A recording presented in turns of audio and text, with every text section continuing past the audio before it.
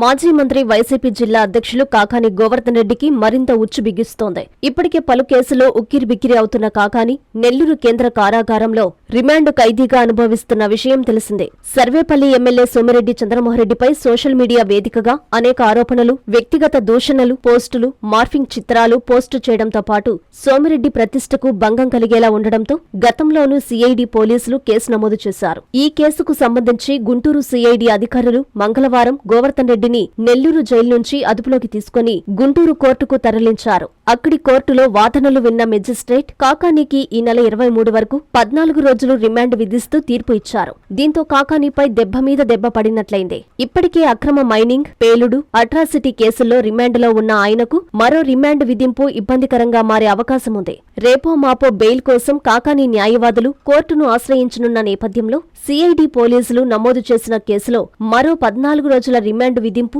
చర్చనీయాంశంగా మారింది. కాకానీపై ఉన్న పాత కేసులన్నింటినీ తిరగదోడుతూ ఒక్కో కేసులో రిమాండ్ మీద రిమాండ్ విధించేలా చేసి కాకానీని రిమాండ్ ఖైదీగానే జైల్లో ఉంచే అవకాశముందని అంతా చర్చించుకుంటున్నారు. కాంచీపురం పెరుమాళ్ సిల్క్స్ మీ పెళ్లికి మా శుభ కానుక. పెళ్లి పవిత్రమైన శుభ సందర్భం.